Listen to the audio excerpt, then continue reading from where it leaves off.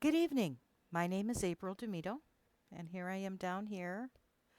I am going to be your professor for the next 8 weeks as you begin learning about the Advanced Practice Registered Nurse role in course 627. I have two cohorts, so I am going to be teaching 627,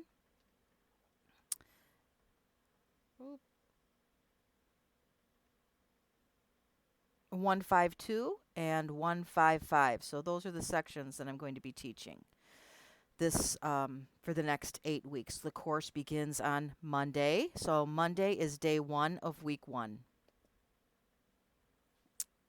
And I'm going to open one of these classes. And this is going to be an orientation to give you a little bit of a greater expectation of the course. I was just assigned this course yesterday, but I have taught this course many times. As a matter of fact, when I first began teaching for Olivet about 7 years ago, this was the first course that I taught, and I taught it for quite some time. Uh, I don't have anything listed in the instructor bio yet. That'll be coming, but I'll tell you a little bit about myself. My name is April Demito. I have been a nurse for about 30 years. I started my nursing career as a labor and delivery nurse, and I did that for many years. I ultimately ended up becoming the clinical educator for our department, where I was responsible for all the educational needs and putting together programs and mandatory education for 160 staff. I then elected to go to school to become a nurse practitioner. So I went to school to become a nurse practitioner about 2000. And at that time, we had our nursing director leave, and they asked me to step in on a temporary basis, which I did. I found it very interesting and challenging, and when they asked me to step into the position on a permanent basis, I did a year later. I continued my education to become a nurse practitioner with the assumption that once my job was done as a nursing director, I would move on and work as a nurse practitioner. And that happened in 2009. So in 2009, I left the only medical home I'd ever known after being there for over 18 years and decided to venture out and begin work as a nurse practitioner. So it was going from expert to novice, expert to novice, expert to novice over and over again. And that's exactly what you're doing now. You're an expert RN, and now you're going to be a novice advanced practice nurse. So it is like learning things all over again. I began teaching for Olivet Nazarene University about 7 or 8 years ago, and I was hired on as full time faculty in July of last year. I have taught many courses. I've taught Advanced Patho 1 and 2, Advanced Health Assessments, this roles class, Adult Health, Women's Health, Pediatrics. So I've taught many courses in at Olivet Nazarene University's uh, nurse practitioner program, and I feel very comfortable with the content. Uh, this is one of my favorites because I'm introducing you to the role of becoming an advanced practice nurse, and there are many things to learn. So let's go down the list a little bit further, see what we have here. Questions for the instructor. I actually eliminate that because this is not a good way to communicate with me. The best way to communicate with me is through email. And according to the MSN handbook, professors have 48 hours to answer your questions. But that's not how I function. So if you send me an email, I typically will return that email within 2 hours. If I haven't returned that phone call in 2 hours, then I ask that you send me another email. If after 2 hours, again, I've not answered that email, I want you to text me, and that information will ultimately be in my instructor bio, and I will text you back. The only form of communication that I really prefer you not use is phone calls, and that is because I typically don't answer my phone if I don't recognize the number, and I spend a lot of the day in clinic. So I can answer emails and texts in between patients, but I very rarely have an opportunity to have an extended phone conversation with anyone. So if you have an emergency where you need to speak with me, you'd be better off sending me a text saying, Professor DeMito, please call me. I have an emergency, and then I will get back to you. Prayer requests can go here, or else you can send them to me directly. This is one of my favorites here, the APA format resources. And in here, you're going to find a plethora of resources for you to ensure you're writing your papers in proper format. Now, where paper writing is concerned, there are a few excuses that I will not accept. And the excuses are I've always done it this way, I'm an A student, I always get A's on my papers and I write them this way. Um, I expect my students at this level of in your graduate education to be able to write a scholarly paper that's formatted in appropriate APA style. Now, if you are unable to do so, I will teach you how to do it. And why is this important? You might say, I'm going to be a nurse practitioner. Why do I need to know how to write a paper? Well, this is important for a couple of reasons. Number one, in order to write a good paper, you're demonstrating your critical thinking skills to me and your logical reasoning.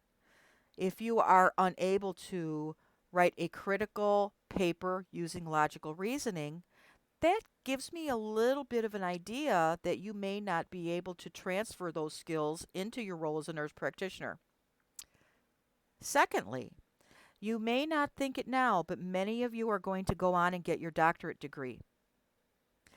And as you enter your doctorate program, it is the expectation that you can write a scholarly paper in proper APA format.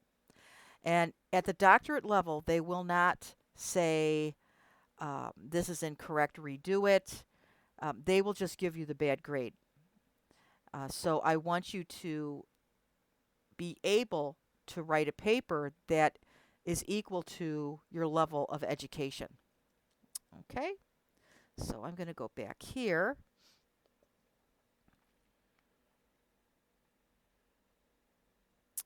All right, MSN Handbook.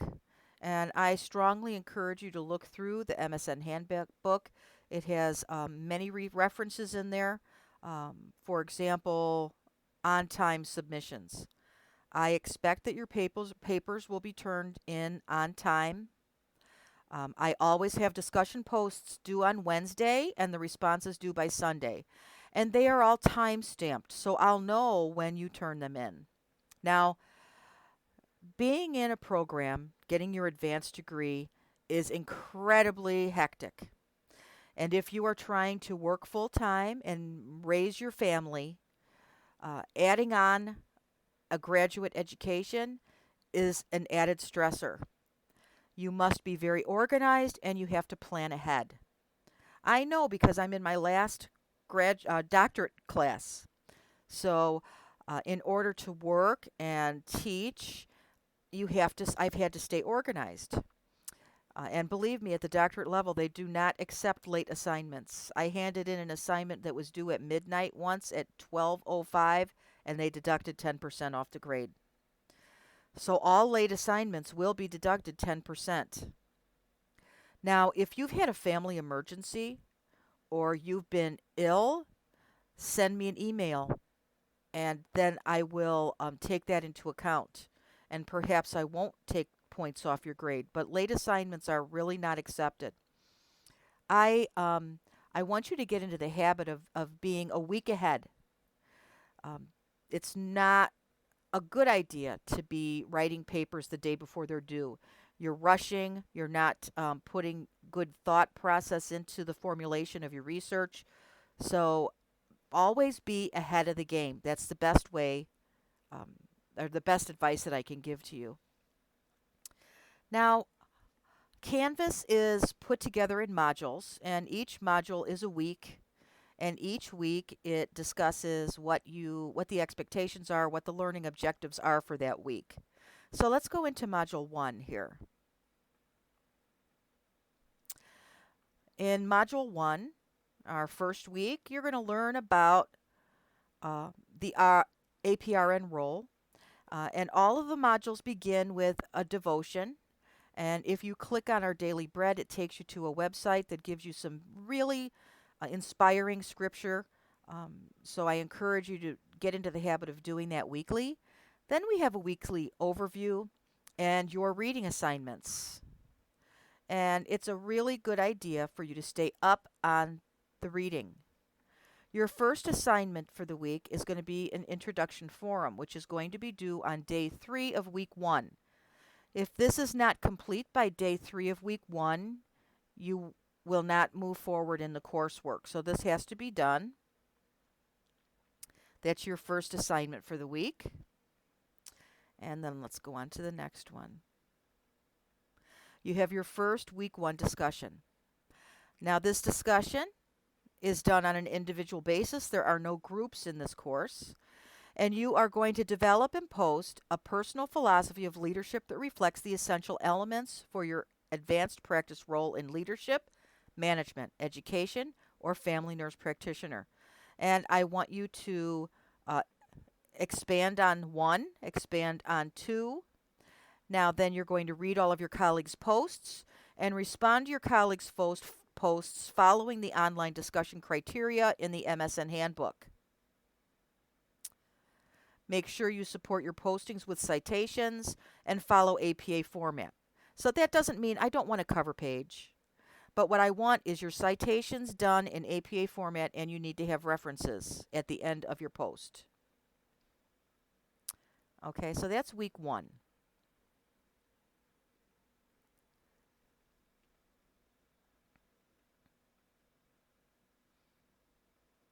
Okay, so let's go through the rest of the weeks. Week 1 and week 2, we have our overview, and our week this one it's very similar format.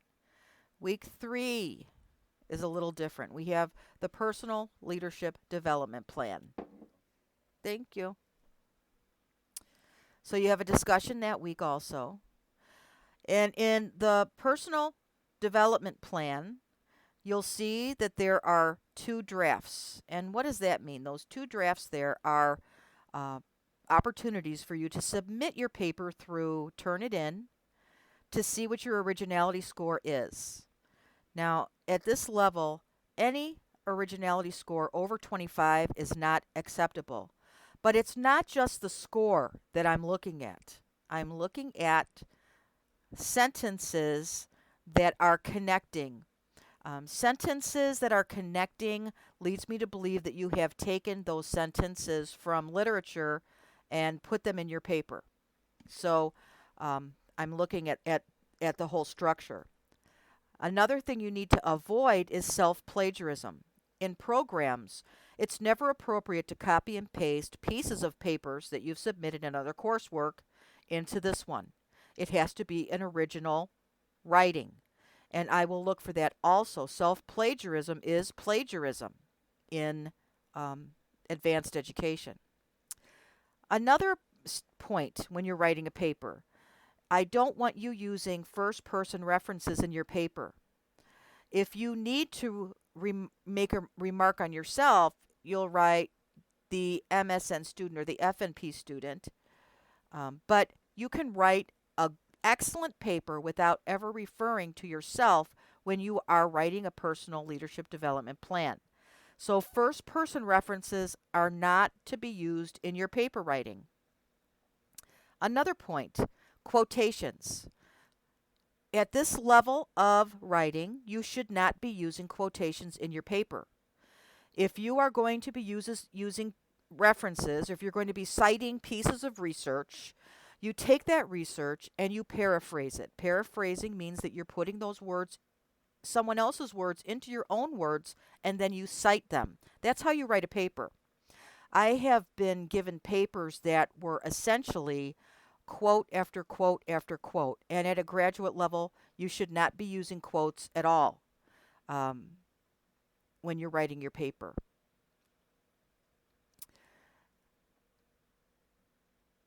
Okay, so let's go up here. Week 4, same thing. Now, week 5, we have a different one. You have your practicum plan self-marketing paper, and you have the opportunity to submit it twice and then turn it in. And then you have week 6 and 7 and 8, which follows the same format. Now, I strongly encourage you to get into the habit of checking back on your course daily because I am a communicator. I do a lot of communication. You're going to find that I put on a lot of extra PowerPoint presentations for you to view that will help you. For instance, I have a PowerPoint presentation that is going to help guide you in the formulation of differential diagnosis. I have a PowerPoint presentation that's going to talk about coding. I have another PowerPoint presentation that talks about malpractice. So I will put those in the announcements. So it's important for you to check your announcements every day. Now, the extra resources that I put on there for you, I also have one about the paper, how to write a graduate level paper. Failure to look at your announcements page is really going to put you at a disadvantage. Um, so I strongly encourage you to do that. Just get into the habit of checking it. You know, I use my smartphone for everything, and they do have a smartphone app for Canvas. So if I use it for this course, I also use it for my own course because the college I'm going to uses Canvas also. So I have the teacher app and the student app on my phone, and it's really, really helpful. So I strongly encourage you to use that. So give me a couple of days and I'll get the calendar all filled out, but just so that you know, I always have discussion posts due on Wednesday and the response posts due on Sunday. Written assignments, your papers are always going to be on Sunday so that that gives you a whole week to work on them. And make sure that papers are turned in on time. If you have any questions, I would rather have you ask me the question than turn in something that's not quality work.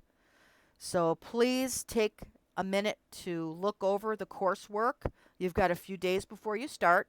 And if any questions arise even before the course begins, please reach out to me and I'll help you any way I can.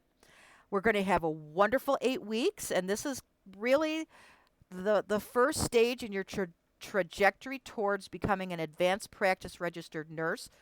You are about to enter some of the most exciting times. They're stressful for sure, but it's going to be very worthwhile for you, and I welcome you aboard.